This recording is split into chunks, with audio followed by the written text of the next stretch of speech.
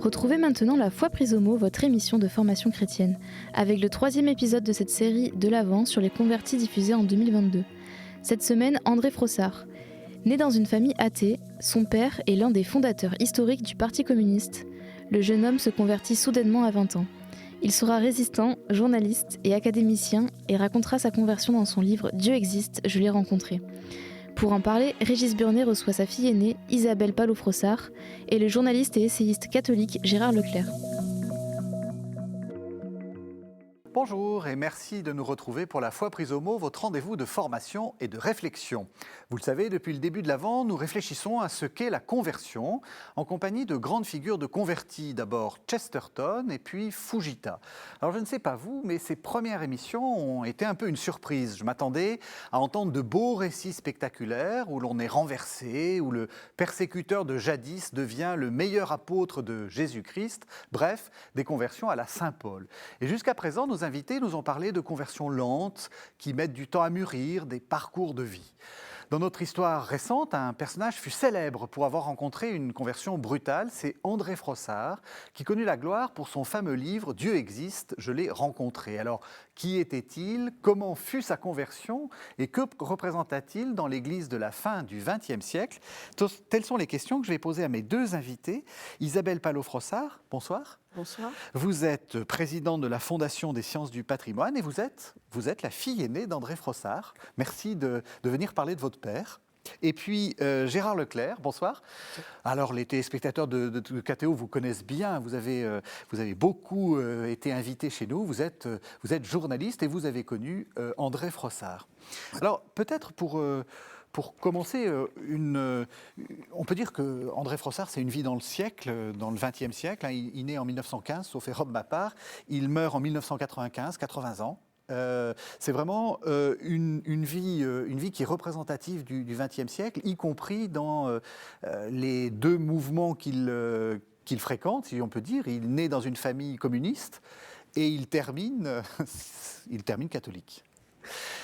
Quelle est votre famille, en fait? Je suis assez très content de vous avoir parce que je crois que c'est la première fois que je fais une émission avec la fille ou le fils de quelqu'un, d'un invité, dont l'invité est le thème. C'est quoi votre famille? Comment c'était? Alors c'est peut-être difficile pour une fille de parler de son père, c'est toujours compliqué, je pense. Et je ne suis pas la meilleure personne pour parler de lui, je ne suis pas une grande connaisseuse, une érudite du monde dans lequel il a vécu. Pour moi, mon père, c'est avant tout mon père, un père extrêmement aimant, qui avait pour sa femme un amour infini, au point qu'il disait, le mariage avec sa femme qui s'appelait Simone, nous formons un animal à 4 pattes. Il disait toujours, ma femme a les 2 pattes de derrière, ce sont celles qui propulsent. Donc il vivait une espèce de couple complètement fusionnel. Ces 2 filles, pour lesquelles il avait aussi une très grande affection, un très grand amour, renforcé encore sans doute par le fait qu'il avait perdu 2 enfants avant notre naissance, dont un fils de 9 ans. Il était quelque chose d'extrêmement dur pour lui. J'y reviendrai peut-être un petit peu tout à l'heure en parlant un peu de la souffrance. Donc beaucoup d'amour. Il nous parlait aussi à ma sœur et à moi comme à des grandes personnes, comme on dit. Aujourd'hui, on dit plutôt des adultes, mais à l'époque, on disait des grandes personnes. Et il nous parlait de Chesterton, qui est un des convertis dont vous avez parlé dans l'émission. Il nous parlait beaucoup de Chesterton, pour lequel il avait une immense admiration. Il nous parlait beaucoup d'Aristote aussi. Nous parlait évidemment de Jean-Paul II, nous parlait de sa conversion de manière très, très simple, je dirais, et en tout cas pas comme à des enfants, comme si nous étions parfaitement à même de comprendre et d'échanger avec lui, et il nous écoutait comme si nous avions aussi des choses à lui dire et à lui faire comprendre d'une certaine manière, ce qui était assez particulier et très, très, très, très beau au quotidien. Donc voilà, c'est Alors très unis. Quand on lit la page Wikipédia d'André Frossard, de votre père, on dit que votre grand-père est un des fondateurs du Parti communiste français. Absolument. Alors mon grand-père, Ludovic Oscar Frossard, qu'on appelait Hello Frossard familièrement, est un des deux fondateurs du Parti communiste français, effectivement avec Marcel Cachin, fondateur de l'Humanité, enfin rédacteur en chef de l'Humanité, pardon, avec qui il est parti à Moscou, un peu après la Révolution, et il en est russe, et en est revenu complètement convaincu par l'avènement du marxisme et du communisme. Et il a, au cours du congrès de Tours, il a entraîné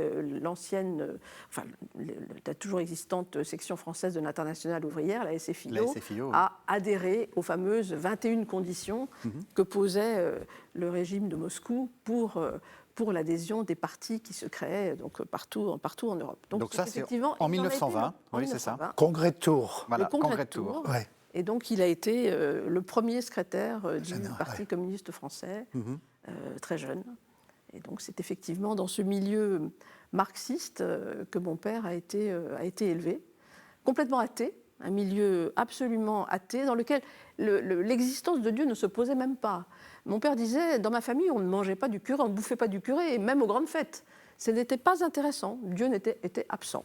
C'est ça. La question avait été résolue par l'histoire et le serait sans doute par la science. Les questions fondamentales seraient résolues dans l'avenir par la science, mais on n'en parlait pas. Voilà. Dieu n'apparaissait pas dans la vie du jeune André Frossard et puis ensuite de sa sœur. Donc voilà, ils allaient chaque année au mur des fédérés, c'était leur grande fête. Donc écouter les discours au mur des fédérés au Père-Lachaise. Voilà, où les derniers résistants de la Commune ont été fusillés. Donc voilà. Tout à fait. On a du mal actuellement, et peut-être que la jeune génération ne comprend pas ce que c'était que le communisme par rapport au catholicisme. C'était vraiment complètement hétérogène, c'est deux mondes complètement différents ? Oui, je crois. Évidemment, il y a le marxisme qui se définit comme foncièrement athée. Et puis, il y a quand même toute une histoire de persécution dès les origines de la Révolution, avec Trotsky, avec Lénine, etc. Il y a comment dirais-je, les déportations aux îles Solovki, etc. Enfin, c'est affreux dès le départ. Et puis, il y a la condamnation du communisme qui intervient très vite. Je crois que c'est en 1937. Pion publie d'ailleurs 2 encycliques. Une contre le nazisme, Mitbrennen Sorge, et puis une contre le communisme. Oh là là, le nom m'échappe pour le moment. Et en tout cas, donc les choses sont nettes. Je mettrai quand même une nuance, c'est que de la part de toute une aile du catholicisme français, il y a une sorte de fascination pour le communisme qui a donné lieu à des alliances. Certains que le Mounier d'esprit d'après-guerre avait comment dirais-je, avait des bontés pour le communisme, surtout d'ailleurs pour le communisme français, parce que pour lui, le Parti communiste, c'est représenté quand même le peuple ouvrier, le monde ouvrier, etc. Donc, et il y a un certain nombre de prêtres qui ont partagé ce genre d'option. J'en ai connu un qui avait même été interdit par le cardinal Feltin, parce qu'il était complètement engagé dans le parti, d'ailleurs jusqu'à la fin de sa vie. Et bon, mais il n'empêche que quand même nous avons affaire à 2 mondes différents, d'autant plus que, je dirais presque qu'on a affaire à 2 églises différentes. Quand on a connu un petit peu la vie des banlieues rouges, une ville qui était dominée par le Parti communiste avait, je dirais, un aspect de contre-chrétienté. C'est-à-dire que toute la vie sociale, depuis l'enfance jusqu'à évidemment la vie active, était encadrée par le parti, un petit peu comme il y avait comment dirais-je, encore des régions de chrétienté, où les enfants allaient au patronage, par exemple. Il y avait l'équivalent de ça chez les communes. Donc on avait affaire à 2 mondes parallèles qui avaient une certaine ressemblance disons, d'ordre sociologique. Donc c'est dans ce monde-là qu'il est. Il est dans un monde purement communiste. Alors, purement communiste. Sa famille a tout de même quelques origines chrétiennes, malgré tout. Sa mère était protestante, mais protestante complètement incroyante et ne pratiquant absolument pas sa religion. Il avait aussi des origines juives par la famille de son père, la mère de son père. Donc la religion était quelque part encore cachée, quelque part autour de lui. Mais elle était vraiment cachée, c'est-à-dire qu'elle n'apparaissait pas dans le quotidien. D'ailleurs, il raconte dans Dieu existe, je l'ai rencontré, qui est son ouvrage effectivement qu'il a fait et qu'il a rendu le plus célèbre, et dont le titre a fait Flores d'ailleurs. Ah oui, ça c'est un génie du titre. Hein. Voilà, il raconte qu'il est né dans une famille belfortaine où on se parlait très peu. Il décrit très bien dans les premiers chapitres cette famille de l'Est qui est aux frontières de la France et qui est extrêmement fidèle à un certain nombre de principes, d'idéaux, et il la décrit très bien, mais tout en disant qu'elle se parle peu, on se parle très peu. Donc avec son père en particulier, il avait des échanges extrêmement laconiques. Il pouvait, par exemple, à un certain moment, mon père est parti pour la Martinique, son père lui a dit « salut » en partant, et lui a dit quasiment « ah, tu es revenu », 12 mois après, il lui a dit « ah bon, tu es revenu ». Oui, parce que ça mettait du temps, la Martinique. Donc il est revenu quelques mois plus tard, et son père lui a dit, dans la même position, il dit « ah, t'es revenu, salut ». Et il me dit, voilà, c'est le type d'échange un peu laconique que nous avions dans cette famille. Je ne me souviens plus. Quand votre grand-père a rompu avec le Parti communiste, assez tôt. En 23. En 23, c'est assez tôt. Très tôt. Très tôt, parce qu'il n'admettait pas la mainmise complète du parti, de la Russie, de Moscou, sur le fonctionnement du Parti communiste français. Il y a eu une ingérence quasi quotidienne, et il n'admettait pas du tout cette emprise très très forte, et donc il a démissionné du Parti communiste en 23. Alors on voit que votre grand-père a pris quelques distances. À quel moment votre père s'intéresse à ces questions de christianisme ? Et est-ce qu'il s'y intéresse même vraiment ? Ou est-ce que ça lui tombe dessus, si on peut dire ? Vous écoutez La Foi prise au mot sur la conversion du journaliste et résistant André Frossard, dans le cadre de notre série de l'Avent sur KTO Radio, une émission diffusée en 2022. Régis Burnet recevait Isabelle Palot-Frossard, la fille aînée de l'académicien, et le journaliste et essayiste catholique Gérard Leclerc. Alors, je dirais un petit peu les deux, c'est-à-dire qu'il y a tout de même un premier intérêt non pas un intérêt, mais un contact qui se fait grâce à une amitié qui est celle de son ami, de quelqu'un qu'il rencontre. Alors il raconte à la morgue de Paris, ça, oui. alors qu'il s'occupait, il était journaliste, déjà journaliste, et il traitait de la rubrique des faits divers, et il est à la morgue et à Paris, et il rencontre un autre journaliste qui était là avec lui, qui était sur les bords de la Seine, et qui est donc André Villemain, et avec lequel il commence à discuter, qui ensuite aura une carrière différente, qui quittera le journalisme pour devenir médecin.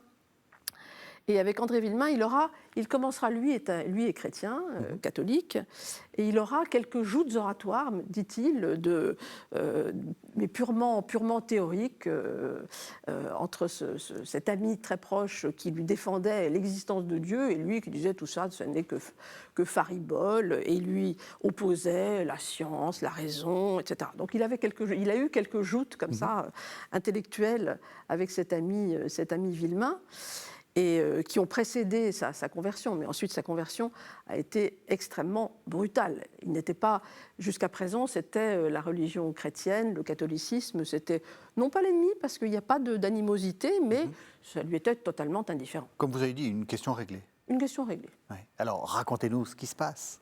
Alors, raconter sa conversion, c'est impossible. J'invite plutôt les lecteurs à lire c'est important. Les derniers, à lire son livre « Dieu existe, je l'ai rencontré ». Oui. Alors, certains lecteurs sont parfois un peu déçus parce qu'ils disent « oui, mais finalement, ce livre parle de beaucoup d'autres choses que de sa conversion ». Et c'est vrai que sa conversion n'occupe que les quelques dernières pages, toutes dernières pages un très gros de son livre, ouvrage. Oui. C'est un livre que j'apprécie. Oui, c'est votre exemplaire que j'ai entre les mains. Qui est regroupé d'ailleurs avec le livre suivant qui s'appelle « Il y a un autre monde », qui est intitulé « Il y a un autre monde ». Donc dans Dieu existe, il raconte tout cet avant, toute son enfance dans cette région de Belfort et du territoire de Belfort et du Doubs. Donc Fußmain, cette église où il y avait ce village où il y avait une synagogue et pas d'église. Qu'il avait beaucoup frappé, qui était le village de son père. Il parle beaucoup du village de sa mère aussi, qui était d'un milieu simple et dans lequel il allait l'été faire les travaux des champs. Voilà. Donc il raconte cette vie dans l'Est et puis cette montée à Paris de son père qui était ce militant socialiste, instituteur très très brillant. Son père était correspondant, journaliste dès l'âge de 13 ans. Donc c'est quelqu'un d'extrêmement précoce qui est devenu instituteur et qui d'ailleurs a été révoqué pour excès de socialisme et pour pacifisme surtout, un peu avant la guerre de 14. Et donc son père s'engage de façon extrêmement forte dans la vie politique, dans le socialisme, et finit par monter à Paris. Donc avec sa famille, et il raconte sa vie aussi dans ce petit appartement parisien, rue Mathurin-Régnier, dans le 15e. Donc il en parlait toujours avec beaucoup d'émotion, où il dormait dans le bureau de son père, sous les œuvres complètes de Karl Marx, sous le Capital, et sous un portrait de Jaurès, et évidemment de Karl Marx. Et il disait que de temps en temps, il prenait au hasard un livre, un tome du Capital, qu'il lisait pour les traits d'humour, dit-il. Alors c'est vrai que c'est une chose qui ne m'a jamais frappée. Oui, non, moi non plus. Le Capital soit très drôle. Humoristique. Et elle dit, je passais la doctrine qui m'ennuyait beaucoup, mais j'en allais au trait d'humour et à l'ironie qui parfois émaillait ces textes. Donc il raconte cette vie et il raconte aussi quand son père ensuite est devenu à plusieurs reprises a eu des fonctions importantes, politiques importantes, et les hommes politiques de son temps venaient chez lui et étaient très étonnés de voir sa mère qui dans un appartement très modeste, et il dit toujours que quand un ministre venait rendre visite à son père et qu'il arrivait, voyait sa mère en train de repasser le linge de la semaine, elle était toujours frappée par cette grande simplicité de ce père, de ce Elhouf Frossard, qui était resté extrêmement modeste dans sa manière de vivre. Donc il raconte tout ça, et puis il démontre en fin de compte à quel point il était loin de toute préoccupation religieuse. Il explique finalement qu'il était c'est assez curieux de le lire, je l'ai relu cette semaine en préparant un peu cette émission, qu'il avait une certaine vacuité intérieure, c'est-à-dire qu'il n'était pas habité d'une recherche particulière. Il vivait un peu sur le sommet des choses, mais sans véritablement s'impliquer dans aucun sujet particulier. Et il raconte tout ça et aboutit sur ces dernières pages sur cette conversion fulgurante dans cette chapelle des Sœurs de l'Adoration réparatrice de la rue d'Ulm. Oui. Dont la chapelle, d'ailleurs, cette chapelle a été déplacée. Démolie. Oui, elle a été démolie. Oui, la chapelle a été démolie et les sœurs ont été... Et ont été déplacées. Oui. Et d'ailleurs, nous avons chez nous un petit morceau d'une des colonnes de cette chapelle dans notre salon, qui est la seule chose qu'il ait récupérée de cette chapelle. Alors c'est vrai, c'est très étonnant. Enfin, je me permets de lire quelques lignes. C'est à la toute fin du livre. Il y a un ordre dans l'univers et à son sommet, par-delà ce voile de brume resplendissante, l'évidence de Dieu, l'évidence faite présence et l'évidence faite personne de celui-là même que j'aurais nié un instant auparavant, que les chrétiens appellent notre Père, et de qui j'apprends qu'il est doux, d'une douceur à nulle autre pareille, qui n'est pas la qualité passive que l'on désigne parfois sous ce nom, mais une douceur active, brisante, surpassant toute violence, capable de faire éclater la pierre la plus dure, et plus dur que la pierre, le cœur humain. C'est tout. Alors, il y a une langue incroyable, je crois qu'il faut peut-être qu'on le dise tout de suite, c'est une langue merveilleuse, André Frossard, c'est très classique, mais on est presque frustré en fait, on aimerait savoir ce qui se passe. Ouais. Gérard Leclerc, comment vous l'avez lu certainement ce livre-là. Oui, pour moi, je dirais, André Frossard, je l'ai connu avant de le connaître. Parce que j'avais un père qui était un fervent, un admirateur d'André Frossard, et qui lisait ses chroniques à l'époque dans l'Aurore, je crois, c'était le Rayon Z, avec un bonheur infini. Alors, j'ai toujours, dès mon enfance, j'ai entendu parler d'André Frossard. Et il a fallu longtemps pour que je le rencontre personnellement. Je l'ai rencontré, à vrai dire, pour avoir commis un article sur un de ses livres. J'oublie le titre, c'est le livre qu'il a fait avec Jean-Paul II. Oui, N'ayez pas peur. Il a intitulé « N'ayez pas peur ». Voilà, N'ayez pas peur. Et à l'époque, j'étais journaliste au Quotidien de Paris, le journal de Philippe Tesson, et j'avais fait une page entière de compte-rendu de ce livre dont André Frossard m'a été très reconnaissant. Il m'a dit, vous êtes le seul à avoir parlé sérieusement de mon livre. Et je l'ai rencontré ensuite chez des amis communs, avec votre sœur d'ailleurs, Marie-Noël à l'époque, et nous sommes revus par la suite un certain nombre de fois. Par exemple, je me souviens de l'avoir rencontré à Rimini, sur les bords de l'Adriatique, où il était l'invité de Communion Libération, le grand mouvement catholique italien, où il avait été appelé à parler devant une foule d'ailleurs assez considérable. Il m'avait emmené déjeuner avec son épouse, et il m'avait d'ailleurs fortement incité à aller à Ravenne, dont il était le citoyen d'honneur. Il a fait un superbe album sur Ravenne, sur les fresques de Ravenne. Un autre souvenir aussi, il avait fait un témoignage qui avait eu un grand retentissement au procès Barbie à Lyon. Quand Barbie, donc le chef de la Gestapo de Lyon, avait été arrêté, il a été ramené en France, il y a eu un procès qui a eu un énorme retentissement à Lyon, et André Frossard a été appelé comme témoin, et là, il a fait toute une déposition sur la notion de crime contre l'humanité. Qu'est-ce que c'est que le crime contre l'humanité? Et cette déposition était très frappante, parce que c'était vraiment une approche, je dirais, philosophique de cette notion, et moi, j'avoue que je n'en connais pas de meilleure. Et à ce moment-là, existait un journal, disons, de gauche un peu chic, un peu bobo, disons, qui s'appelait Globe. Et comme il savait que j'étais en relation avec André Frossard, il m'avait demandé de l'interviewer sur cette déposition. Donc il a reprise. Alors une chose m'avait frappé d'ailleurs au cours de cette interview, c'est la précision de la pensée de Frossard. Cette maîtrise qu'il avait dans l'écriture, il l'avait aussi dans la parole. Et je me souviens, j'avais retransmis son texte, j'avais donné à corriger, et je m'étais permis une ou l'autre petite glose, croyant expliciter des avancées, et tout de suite il m'a rayé ça.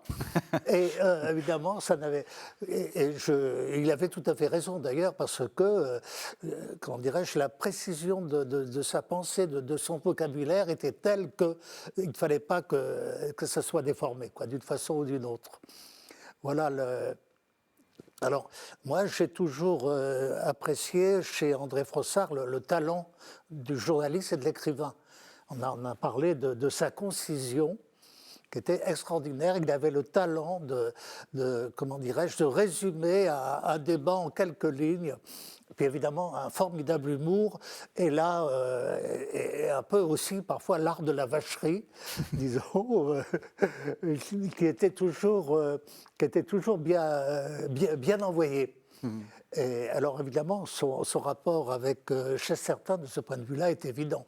Il se retrouvait complètement chez Chesterton, parce comment dirais-je, il partageait à la fois cette même foi robuste et très, comment dirais-je, très réfléchie. Et puis ce sens de l'humour et cette façon de pouvoir partager sa pensée et ses convictions à travers une prose d'une merveilleuse qualité. Donc, oui, vous vouliez compléter ? Oui, je voulais compléter, peut-être revenir un peu sur le moment de sa conversion. Oui. Et sur la manière dont il nous l'expliquait à nous, sa famille. C'était la question que j'allais vous poser, justement. Absolument, oui. Comment il l'a raconté? Alors, il l'a raconté de la manière suivante. Alors, il la raconte, comme il le dit dans son livre. Donc, il est avec cet ami Villemain qui rentre dans cette chapelle. Et au bout de quelques minutes, mon père s'agace. Il me dit, ça m'a paru très très long, ces quelques minutes. Donc, je suis rentrée à sa suite.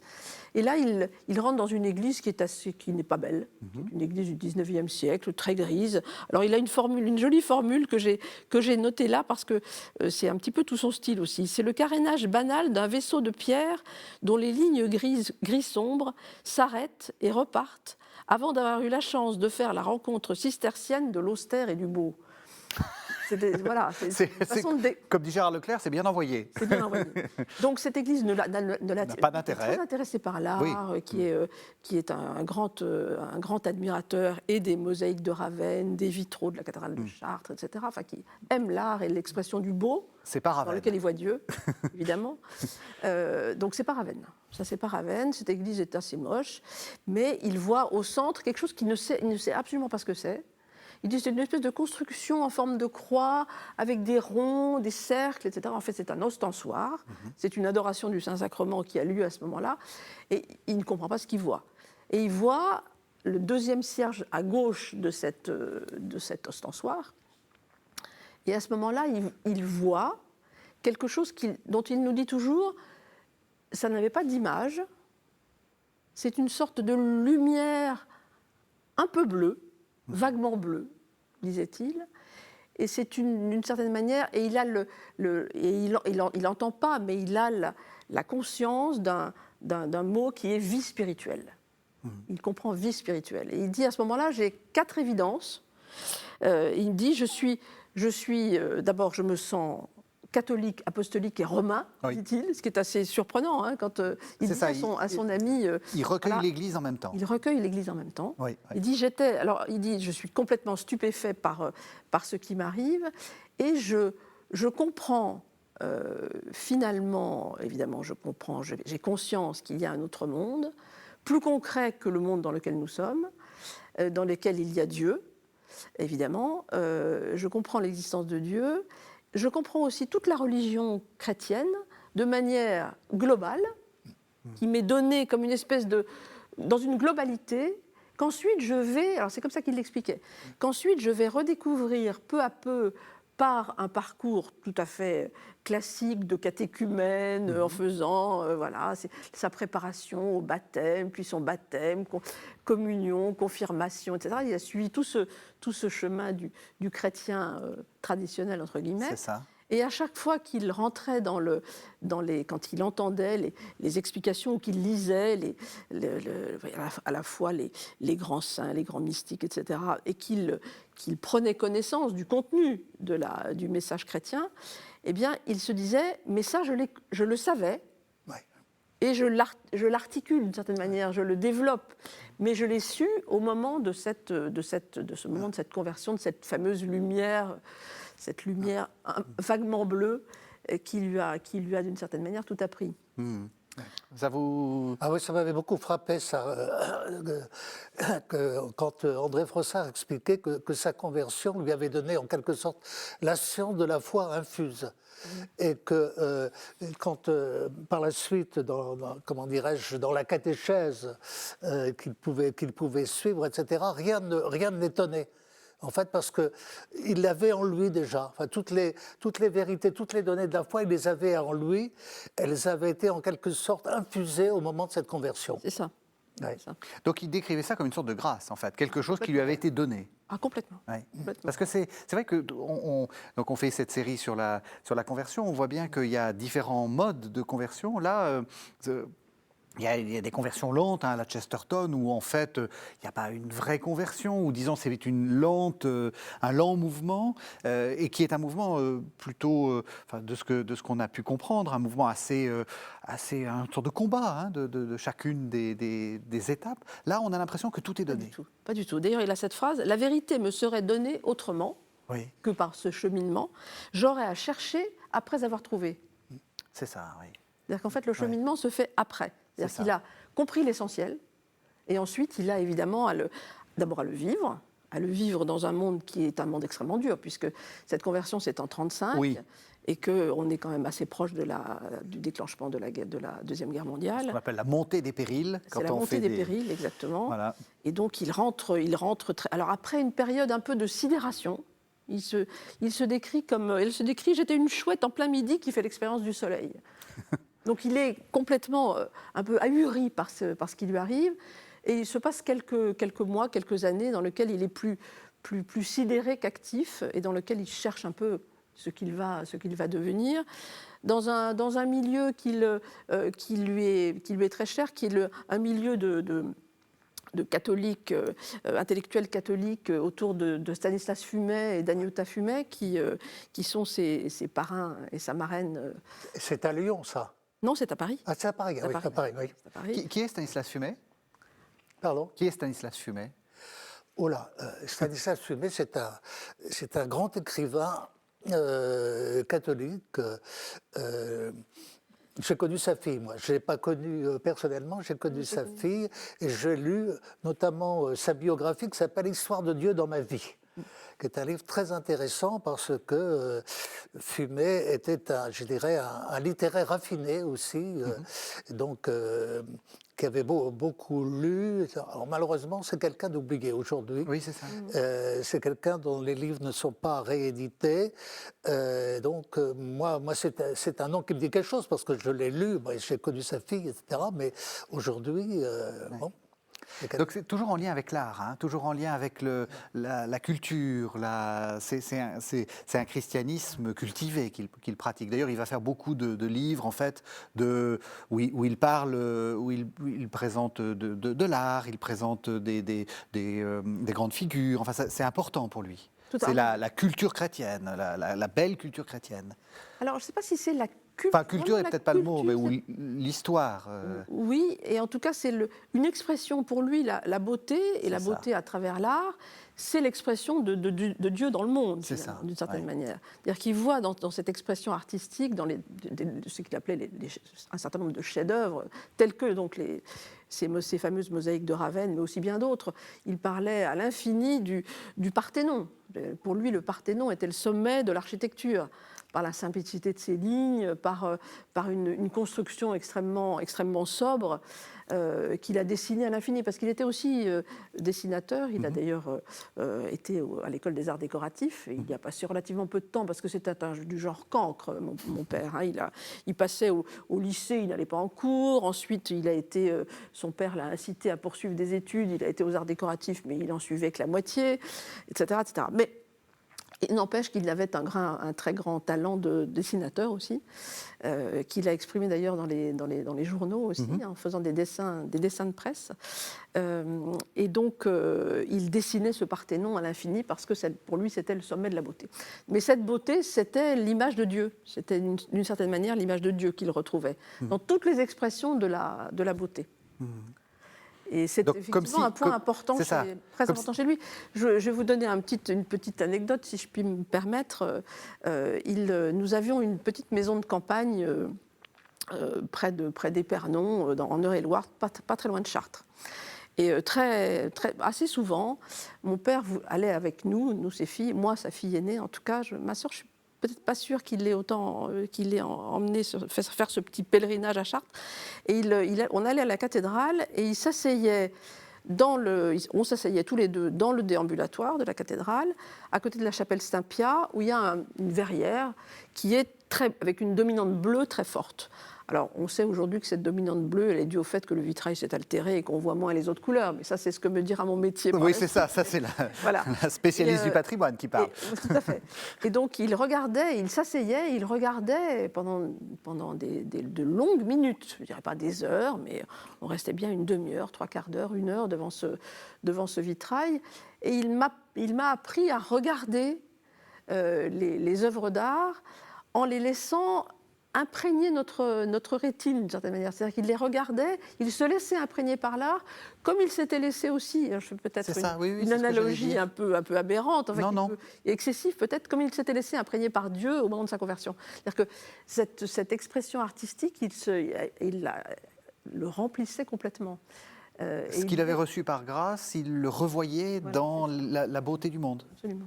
C'est très beau, spirituellement, on sent qu'il y a une...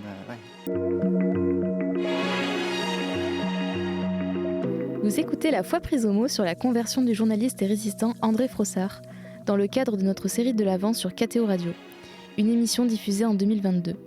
Régis Burnet recevait Isabelle Palot-Frossard, la fille aînée de l'académicien, et le journaliste et essayiste catholique Gérard Leclerc. Alors, il a une vie en même temps très remplie, parce que peut-être qu'il avait le temps d'aller à Chartres vous montrer des vitraux, mais c'est un grand résistant, je pense qu'il faut qu'on en parle, et c'est aussi un grand journaliste. Alors, la résistance, c'était important pour lui ? D'abord, qu'est-ce qu'il a fait ? Et puis, qu'est-ce qu'il a fait ? Donc, la résistance, il l'a faite à Lyon.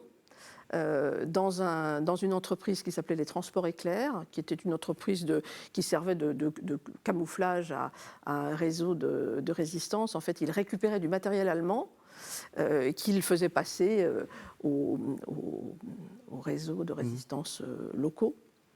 Donc il a fait ça pendant plusieurs années avec donc Francis Gagnereau qui était le responsable de l'antenne avec lui-même de l'antenne de Lyon de ce réseau qui s'appelait les Transports Éclairs.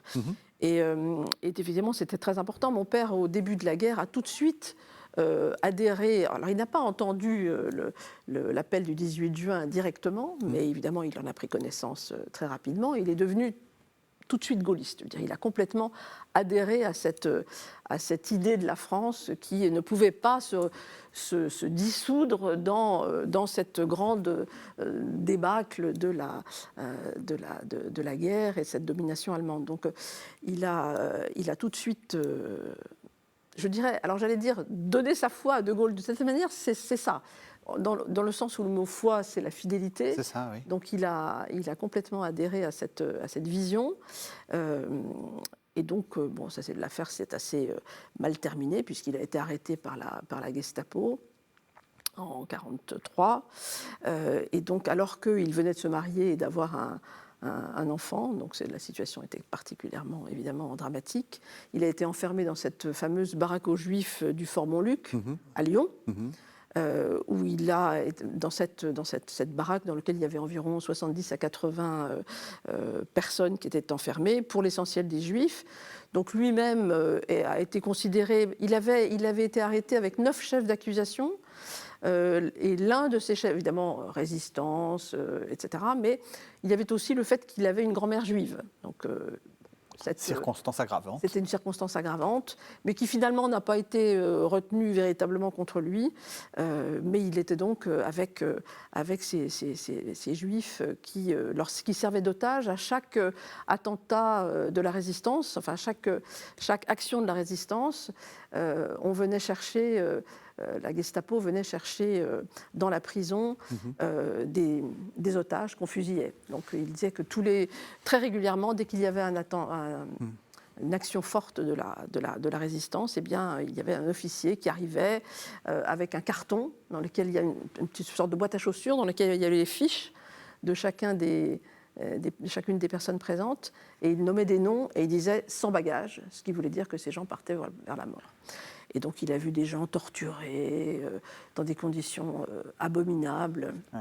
Et c'était important, ça. C'est très important. Oui. Qu'il raconte dans Le crime contre l'humanité, qu'il a ensuite réécrit sous une autre forme et qu'il a appelé Le crime d'être né, qui vient d'être réédité. Tout à fait. Par, vous nous l'avez apporté. Par Maître Charrière-Bournazel, qui est ancien bâtonnier de voilà, Paris. Donc c'est aux éditions Ballant. Donc voilà, on peut lire ça. Voilà, et dans lequel il dit que alors il a sa propre définition du du crime contre l'humanité, dans lequel, évidemment, il y a des définitions officielles du crime contre l'humanité, qui sont, mais qu'il conteste d'une certaine manière en disant qu'elles sont beaucoup trop vastes, elles sont beaucoup trop larges. Et le vrai crime contre l'humanité, c'est quand on tue quelqu'un pour la seule raison qu'il est né. Il est né. Oui. Voilà. Et donc son seul chef d'accusation, c'est son extrait de naissance. C'est sa formule. Alors c'était aussi un journaliste catholique. Là aussi, qu'est-ce que c'est qu'un journaliste catholique ?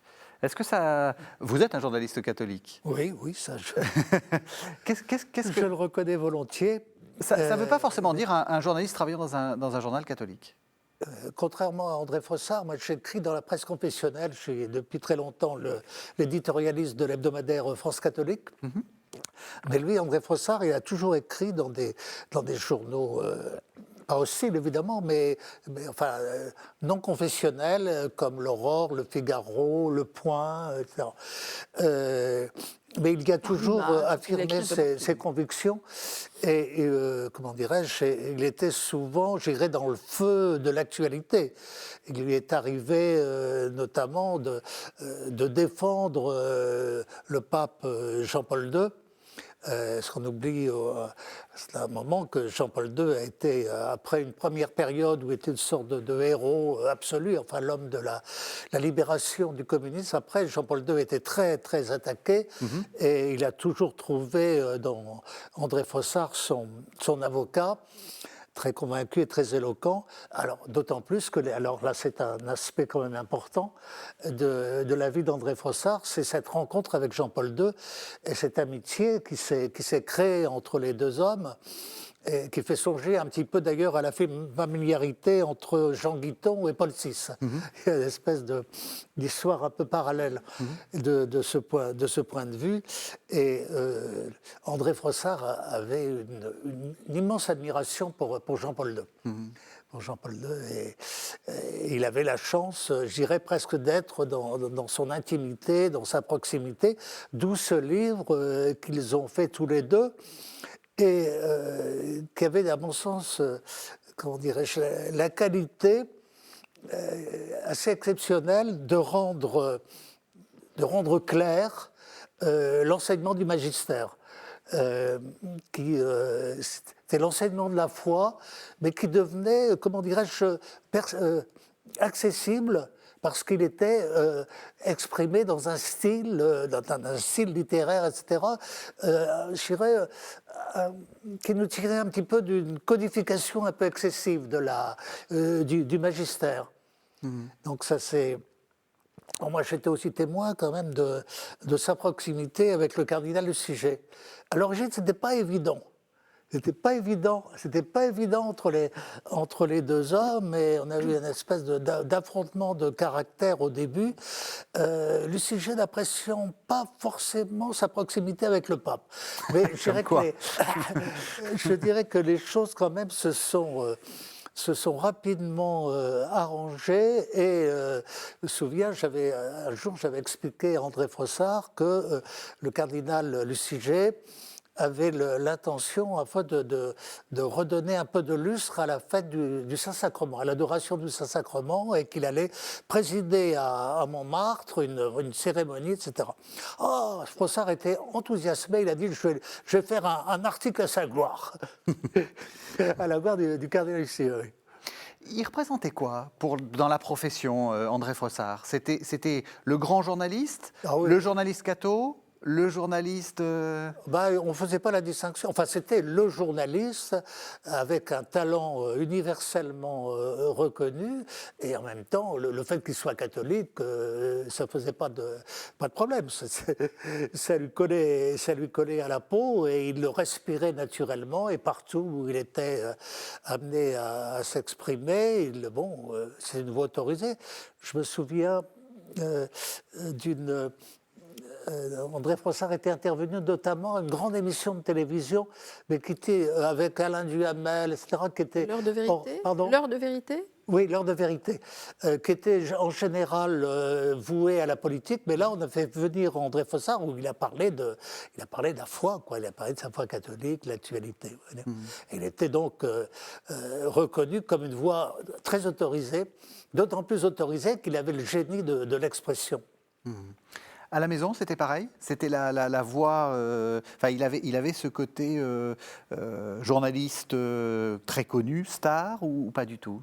Oh, star, non, il se voyait pas comme une star. Ceci dit, il avait beaucoup d'admirateurs, il recevait un courrier des lecteurs, je dirais presque effrayant pour la famille, parce qu'on arrivait des tombereaux de lettres tous les jours, hein, notamment après la publication de Dieu existe, mais assez régulièrement à chaque livre. Et puis surtout, il était très très lu dans le Figaro, dans ce fameux billet quotidien qui s'appelait Cavalier seul, et qui paraissait en première page du Figaro, toujours à côté du dessin de Jacques Faisan, qui était un de ses grands amis. Et beaucoup de gens nous disaient, écoutez, nous, on achète le Figaro uniquement pour lire le billet d'André Frossard et voir le dessin de Jacques Faisan, qui tous les deux avaient un regard sur l'actualité très pertinent, très fulgurant d'une certaine manière, et très décapant, je dirais. Donc il avait effectivement beaucoup de détracteurs, mais beaucoup de détracteurs aussi. Il me semble me souvenir du dessin que Jacques Faisan a fait à la mort d'André Frossard. Où on dit au paradis, on lui avait réservé la chambre d'amis. C'est ça. C'est joli. Très joli. C'est très joli. Dessin de Faisan, oui. Ouais. Et le catholicisme était important, enfin, sa foi était importante. Il en parlait souvent. Pour lui, c'était, comment dire, le terme de foi, il en parle dans tous ses ouvrages. Pour lui, il dit rien n'est plus nécessaire que la foi. Oui. Mais pour lui, ça n'était pas, pour lui, c'était une évidence, une certitude. Et il me disait finalement, j'admire ceux qui ont une foi qui ne leur a pas été donnée finalement, ceux qui font cette démarche et qui font cette espèce de saut dans l'inconnu et qui leur permettent de croire, alors que moi finalement j'ai rien fait du tout. Il nous disait, moi j'ai une certitude de l'existence de Dieu, de son amour pour l'homme, de son amour infini pour l'homme et pour un débordement d'amour et de douceur, nous disait-il très régulièrement. Mais c'est une certitude et cette certitude il l'a gardée. Quelles que soient les turbulences de sa vie, hein, j'ai parlé un petit peu du fort Montluc, il a eu aussi des événements familiaux terribles, il a perdu un fils, et il a une phrase très, très, très étonnante, même au moment des épreuves les plus difficiles, il n'a jamais douté. Il dit, incapable de révolte, au moment de la mort de son fils, exclu des refuges du doute. De qui douterais-je sinon de moi-même? J'ai vécu avec ce fer dans ma poitrine et sachant que Dieu est amour. Donc il avait à la fois la conscience de l'amour de Dieu, la certitude de l'existence et de l'amour de Dieu, tout en vivant, tout en ayant dans sa chair cette souffrance répétée à plusieurs reprises évidemment. Et il termine un de ses livres par cette très belle phrase, « Amour pour te dire, l'éternité sera courte ». Donc voilà, c'est ça qu'il nous disait. C'est une certitude. Donc pour nous, c'était un pilier, parce qu'il avait à la limite, on n'avait pas tellement besoin d'avoir la foi, c'était pas très grave, puisque lui, il avait cette certitude. Donc c'était un peu le pilier central de la famille. On arrive à la fin de l'émission.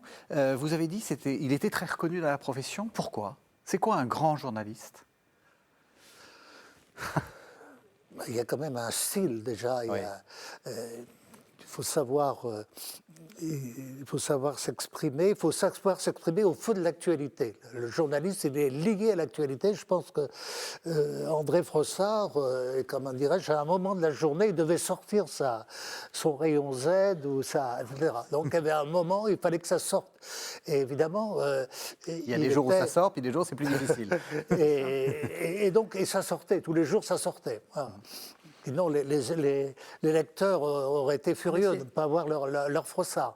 Et donc, et ça sortait, comment dirais-je, toujours de la façon la plus intéressante, parce que ça touchait à l'actualité la plus évidente du jour, quoi, du jour. Donc, Frossard était complètement journaliste de ce point de vue-là, parce c'est quelqu'un qui écrivait, mais qui écrivait en fonction des urgences de la journée, quoi. Et c'est d'ailleurs assez étonnant cette manière dont il écrivait son billet quotidien. Donc il en a écrit près de 15 000 oui, c'est ça, oui, articles, c'est énorme sur toute la durée de sa carrière. Et en fait, on le voyait, alors ça se passait toujours le soir, et on le voyait à partir de 4-5 heures, être un peu moins présent. Il travaillait chez lui, il n'allait jamais au journal, ou quasiment jamais. Donc il travaillait chez lui, il devenait un petit peu absent, et puis tout à coup, on le voyait prendre son téléphone, et il appelait ce qu'il appelait le marbre du Figaro. Et donc, il dictait son article sans le rédiger. Sans aucune note. Alors, quelquefois, il y avait une petite note sur un ticket de métro. Vous voyez, deux petites phrases d'amorce. Une amorce. Ou l'amorce. Voilà. C'est tout. Et il le dictait du premier mot jusqu'au dernier, avec les virgules. Et l'article était de 25 lignes, 30 lignes. C'était toujours assez court. Aussi bien le rayon Z que je n'ai pas connu, c'était avant. C'était une période où j'étais trop petite. Mais le cavalier seul du Figaro, c'était ça. Comment est-ce que, si on veut découvrir la pensée d'André Frossard, on est vraiment à la toute fin de l'émission, qu'est-ce que vous conseilleriez? Par quoi il faut commencer? On va commencer par vous, par quoi, Gérard Leclerc. Par quel livre? Par quel livre? D'abord, Dieu existe, je l'ai rencontré. C'est quand même le grand livre. Pardon? C'est le grand livre. Oui, et puis il y en a des tas d'autres. Celui avec Jean-Paul II, que j'ai trouvé tout à fait admirable. J'ai souvenir aussi, parce que ça correspond à un souvenir personnel du livre qu'il a écrit sur Saint-Maximilien Kolb. Je me souviens parce qu'il y avait eu un article un peu désagréable, je dois le dire, dans La Croix, sur ce livre, et il m'avait téléphoné de Rome. Il m'avait téléphoné de Rome et je lui avais lu l'article. Il n'était pas content, et bon. Et pourtant, c'est un très très beau livre, un très beau livre de témoignage où il évoque Maximilien Kolb, là, à Auschwitz et tout, c'est saisissant. Puis alors, je vois qu'il y a l'art de croire, là, il y a autre chose. J'ai un petit problème, moi, parce que ma bibliothèque a brûlé. Enfin, et donc, heureusement, j'ai récupéré les 2/3 de mes livres et j'ai réuni, je dois avoir une dizaine de livres d'André Frossard, mais je ne dois pas les avoir tous. Mais il y en a un, comment dirais-je, j'en ai un qui est ancien, dont j'ai complètement oublié le titre, mais le contenu, c'était en fait, il parlait de tous les ordres religieux. Ah oui, ça s'appelle Le sel de la terre. Le sel de la terre. Voilà, Le sel de la terre. Un très beau livre aussi, très très beau livre. Et vous, par quoi vous alors, quel serait le conseil que vous donneriez aux téléspectateurs? Le même que Gérard Leclerc, évidemment, Dieu existe, suivi du livre qu'il a fait paraître de temps, quelques temps après. C'est presque le tome 2, il y a un autre monde, parce qu'on lui a beaucoup reproché de s'être arrêté comme ça sur sa conversion et de ne pas en avoir dit plus. Donc il a écrit ensuite un livre où il développe beaucoup plus sa conversion et les conséquences qu'elle a eues sur sa vie. Moi, je dirais que pour moi, son plus beau livre, c'est ce livre qui s'appelle L'art de croire, qui est un credo. Donc c'est une sorte de commentaire poétique du credo. C'est très court, mais il y a des phrases absolument admirables dans ce livre, extrêmement émouvantes. Donc ça, c'est une chose très importante. Et puis le crime contre l'humanité, bien sûr, qui fait état de ce moment de sa vie, important de sa vie. Et puis pour beaucoup de gens qui se posent des questions qui s'interrogent sur la souffrance, évidemment sur la mort, sur le rôle du chrétien, sur la foi évidemment, je recommanderais la lecture d'un livre qui s'appelle Dieu en question, dans lequel il répondait à des questions simples, c'est-à-dire les plus compliquées, évidemment, posées par des élèves de terminale. Donc il avait reçu 2000 questions, et donc il n'a pas répondu aux 2000 questions, bien entendu, ça a été résumé à une quinzaine de questions, et dans lequel il répond à des questionnements de jeunes. Et celui-là est une introduction simple, courte, mais tout à fait directe à sa pensée, à sa conception du monde et de Dieu. Merci beaucoup, merci à tous les deux. Merci de nous avoir fait découvrir cette belle figure d'André Frossard. Merci de nous avoir suivis. Vous savez que vous pouvez retrouver cette émission sur le site internet de KTO, www.ktotv.com. Et on se retrouve la semaine prochaine pour un nouveau numéro de cette série d'Avant.